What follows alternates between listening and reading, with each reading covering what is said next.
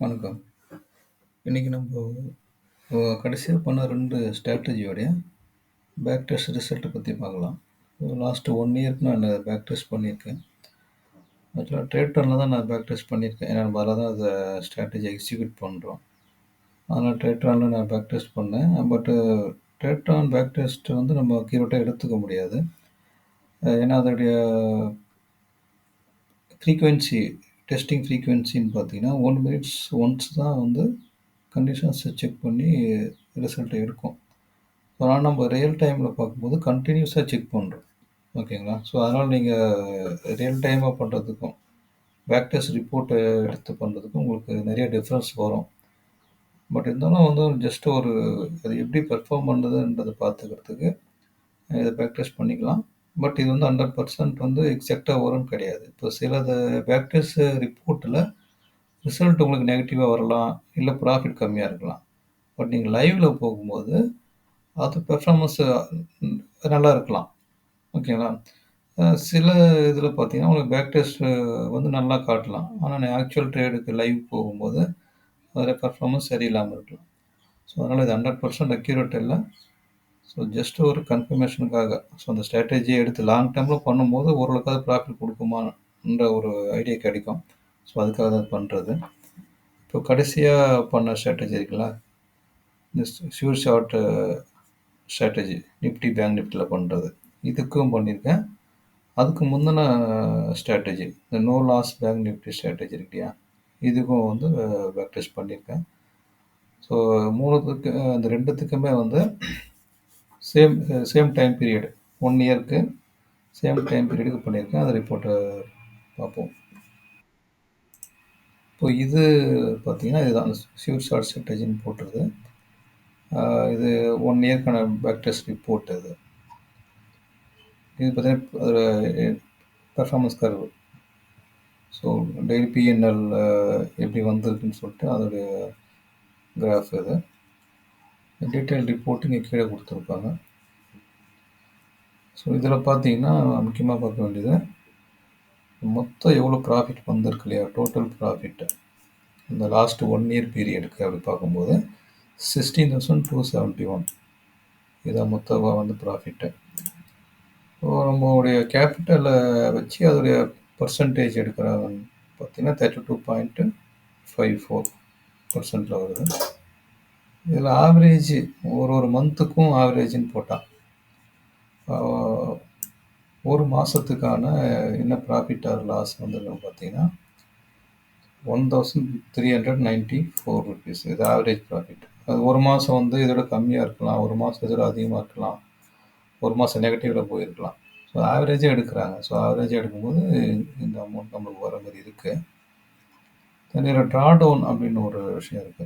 Drawdown அப்படின்றது இதுல எவ்வளோன்னு காட்டுறாங்கன்னா 16,722 காட்டுறாங்க. அது என்னன்னு பார்த்தீங்கன்னா, ட்ராடவுன்றது இப்போ ஒரு கேபிட்டல் நம்ம எவ்வளோ அலாட் பண்றோம்னா 50,000 அலாட் பண்றோம் இல்லைங்களா? இந்த ஸ்ட்ராட்டஜிக்கான எவ்வளோ கேபிட்டல் தேவைப்படுதுன்னு பார்த்தீங்கன்னா 50,000 வச்சிருக்கீங்கன்னா, இந்த 50,000 பிளஸ் அந்த பீரியட்ல மேக்ஸிமம் எவ்வளோ வந்திருக்கு பிஎன்எல் என்னென்ன ப்ராஃபிட் வந்திருக்கோ அது 2யும் ஆட் பண்ணுவாங்க.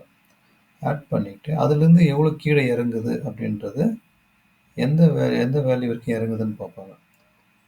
அந்த டிஃபரன்ஸ் தான் ட்ராடவுன் சொல்றது. இங்கே பார்த்தீங்கன்னா, இப்போ நம்மளுக்கு இதில மேக்ஸிமம் ட்ராடவுன் அமௌண்ட்ட முதல்ல பார்க்கணும். 16,722 16,722ன்னும்போது இங்கே பார்த்தீங்கன்னா தெரியும். இங்கேருந்து கிராஜுவலா இன்க்ரீஸ் ஆயிட்டே போயிட்டே இருக்கு. அதான் 16,000 டிஃபரன்ஸ் நம்மளுக்கு எங்க வருதுன்னு பாருங்க. இப்போ இந்த இடத்துல ஆல்மோஸ்ட் இது 22,000க்கு இது இருக்கும். இந்த இடத்துல பார்த்தீங்கன்னா. அந்த ஒரு பிளாக்கும் 5,000 போட்டிருக்காங்க. இது இந்த கடைசி பிளாக் வந்து இதில ஹாஃப் த போர்ஷன் தான் இருக்கு. ரஃப்பா எடுத்துக்கிட்டோம்னு பார்த்தீங்கன்னா, 22,000 வரைக்கும் இங்க போயிருக்கு. நம்ம கேபிட்டல் ரிக்வயர்ட் கேபிட்டல் 50,000. அப்போ 50 + 22,000 ஆட் பண்ணிக்கங்க. அப்படி போடும்போது 72,000 இந்த இடத்துல நமக்கு இருக்கு. ஓகேங்களா? இந்த இடத்துல இருந்து இங்க பார்த்தீங்கன்னா 5,000 அதுகிட்ட வந்திருக்கு. சரிங்களா? அப்போ இதுக்கும் உள்ள டிஃபரன்ஸ் பார்த்தீங்கன்னா 16,000 வரைக்கும் கீழே வந்திருக்கு நம்மளுக்கு. ஸோ இந்த 16,000ன்றது நம்மளுடைய ஆக்சுவல் என்ன கேபிட்டல் வச்சோமோ அதுக்கான அதை வச்சு நம்ம பர்சன்டேஜில் சொல்ல மாட்டாங்க இங்கே. ட்ராடவுன் என்ன பர்சன்டேஜ் இருக்குது பார்த்தீங்கன்னா, இந்த பர்சன்டேஜ்ன்றது நம்மளுடைய கேபிட்டல் எவ்வளோ இருந்தது, தென் எந்த அளவுக்கு வரைக்கும் போச்சு நம்மளுக்கு ப்ராஃபிட்டு, அந்த ரெண்டையும் ஆட் பண்ணுவாங்க. அப்படி பார்க்கும்போது 72,000 நமக்கு அந்த இடத்துல இருந்தது. ஓகேங்களா? இந்த 72,000ல் 16,700 வரைக்கும் கீழே வந்திருக்கு, நமக்கு லாஸ்ட்டில் வந்திருக்கு. ஸோ அதுதான் ட்ராடவுன்ற அமௌண்ட்டு. அதுக்கான பர்சன்டேஜ் தான் இங்கே போடுவாங்க. ஸோ அந்த 16,722ன்றது நம்முடைய அந்த டைமில் இருந்த மொத்த வேல்யூ 50,000 நம்மளுடைய கேபிட்டலு. அந்த டைமில் இருந்த மொத்த ப்ராஃபிட் பார்த்தீங்கன்னா 22,000. அப்போ பார்த்தீங்கன்னா 72,000க்கான என்ன பர்சன்டேஜ் ட்ராடவுனோ அதை தான் இங்கே போடுவாங்க. ஸோ இதில் பார்த்தீங்கன்னா உங்களுக்கு ட்ராடவுன் கொஞ்சம் இது அதிகமாக தான் இருக்குது. மோஸ்ட்லி பார்த்தீங்கன்னா ஆப்ஷன் பையிங் ஸ்ட்ராட்டஜியில் ட்ராடவுன்றது இருக்கும் அது. ஸோ நீங்கள் லாங் டேர்மில் அது கண்டினியூ பண்ணால் தான் ப்ராஃபிட்டில் நம்மளுக்கு இருக்க முடியும். ஸோ அது ஆப்ஷன் பையிங் ஸ்ட்ராட்டஜி எந்த ஸ்ட்ராட்டஜி இருந்தாலும் அது அப்படி தான் இருக்கும். இது பார்த்தீங்கன்னா டெய்லி சம்மரியும் கொடுப்பாங்க. So Monday, Tuesday, Wednesday, Thursday, Friday. So 5 நாளுக்கான ரிட்டர்ன் பர்சன்டேஜில் போடுவாங்க, இவ்வளோ வந்திருக்குன்ற மாதிரி. அடுத்து தான் பார்த்தீங்கன்னா ஒரு மந்த்துக்கும், நான் 1 இயருக்கு போட்டிருக்கேன் அதை. ஸோ 1 இயருக்கு போடும்போது ஒவ்வொரு மந்த்துக்கு எத்தனை ட்ரேட் எடுத்தது இந்த இடத்துல, ஓகேங்களா?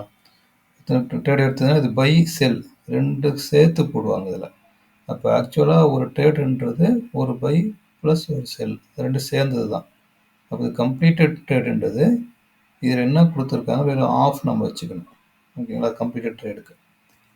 அடுத்தது பிஎன்எல், இது அந்த மாதத்துக்கு எவ்வளோ வந்திருக்குன்னு சொல்கிறது. ஸோ நவம்பர், டிசம்பர், ஜனவரி, ஸோ ஒரு மந்த்துக்கான என்ன ப்ராஃபிட் ஆர் லாஸ்ன்றது இதில் கொடுத்துருப்பாங்க.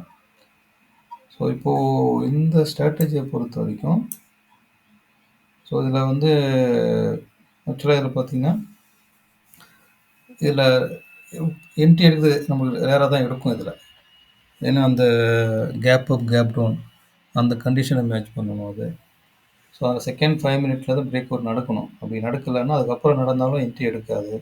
ஸோ அந்த மாதிரி கண்டிஷன்ஸ் இருக்கும்போது இதில் நம்பர் ஆஃப் ட்ரேட்ஸ் கம்மியாக தான் அதில் இருக்கும். இப்போ இதில் கடைசியாக எடுத்த ட்ரேடு பார்த்தீங்கன்னா இதுதான் கடைசியாக எடுத்தது.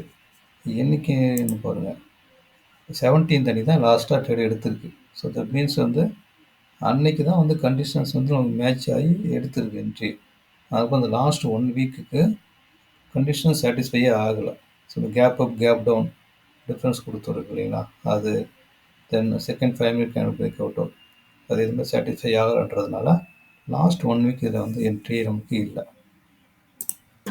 ஸோ இப்போ நான் என்ன பண்ணேன்னா இப்போ அதில் ஒரு மாடிஃபிகேஷன் பண்ணி இன்னொரு பேக் டெஸ்ட்டை போட்டேன். இதில் வந்து நிஃப்டிக்கு வந்து நான் 50 பாயிண்ட் வந்து கேப் அப் கேப் டவுன் வச்சுருந்தேன். பேங்க் நிஃப்டிக்கு 100 பாயிண்ட் வச்சுருந்தேன். ஸோ நம்பர் ஆஃப் ட்ரேட்ஸ் நம்மளுக்கு அதிகமாக வரணுன்றதுக்காக நான் என்ன பண்ணேன்னா ஒரு மாடிஃபை பண்ணி அந்த வேல்யூஸை ஆஃபாக குறைச்சிட்டேன்.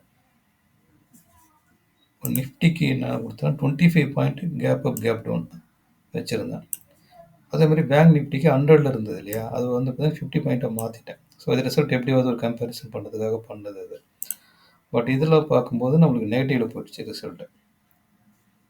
இதில் பார்த்தீங்கன்னா ட்ரேட்ஸ் அதிகமாக எடுத்திருப்போம்.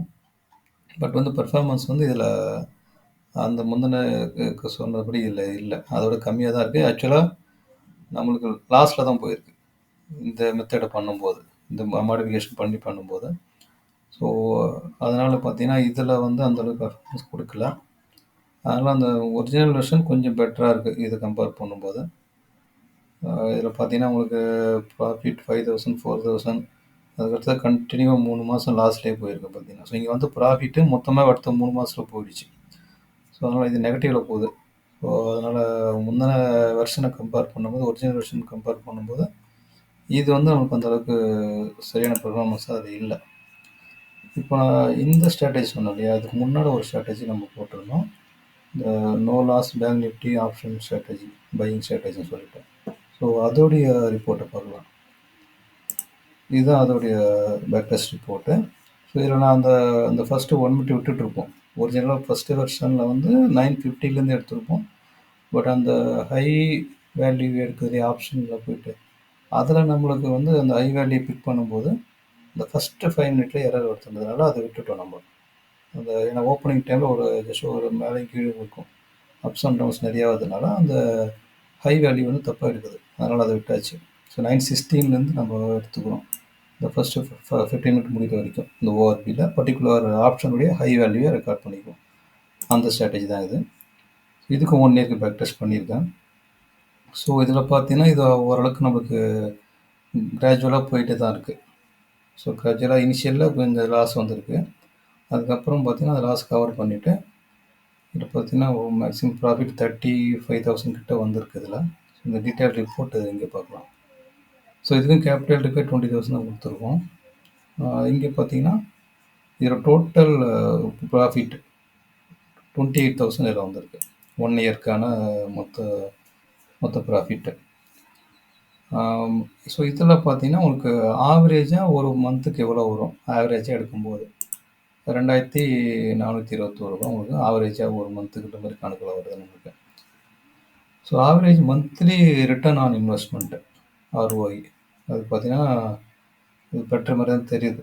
ஏன்னா மந்த்லி பார்த்தீங்கன்னா 12% ஆவரேஜாக நம்ம கேபிட்டல்லேருந்து நம்ம ரிட்டர்ன் வர மாதிரி இதில் இருக்குது. தென் இதில் ட்ரா டவுன் அப்படின்னு பார்த்தீங்கன்னா ஸோ ட்ராடவுன் பார்த்தீங்கன்னா இதில் ஸோ ட்ராடவுன் அமௌண்ட் பார்த்தீங்கன்னா 13,202 வருது. நம்ம 20,000 கேபிட்டல் அப்படின்னு வைக்கும்போது இதில் ஆல்மோஸ்ட் இதில் 50% கீழே போயிருக்கு.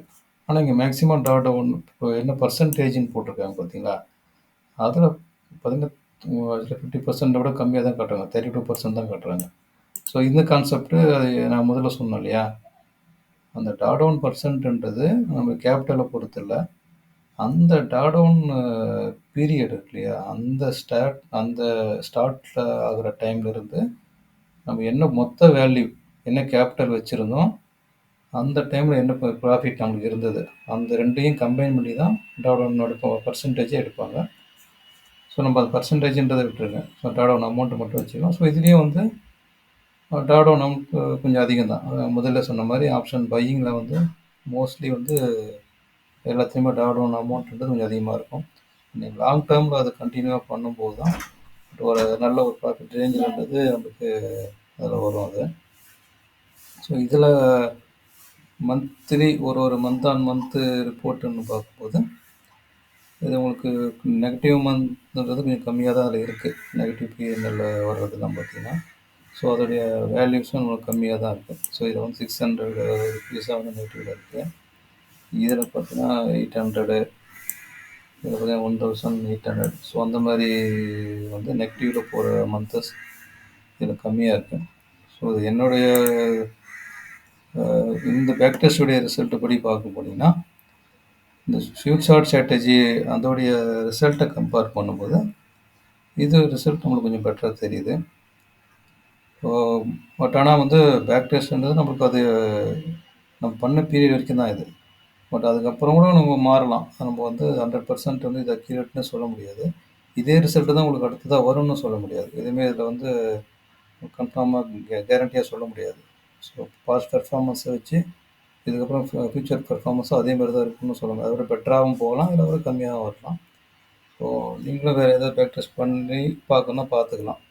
பார்த்துக்கிட்டு இதை கண்டினியூ பண்ணணுன்றதை நீங்கள் டிசைட் பண்ணிவிட்டு உங்களுடைய ரிஸ்க்குக்கு ஏற்ற மாதிரி நீங்கள் ஸ்ட்ராட்டஜி கண்டினியூ பண்ணலாம். ஸோ வேறு டவுட்ஸ் எதுனா கமெண்ட்ஸ் சொல்லுங்கள். அடுத்த வீடியோ பார்ப்போம். நன்றி, வணக்கம்.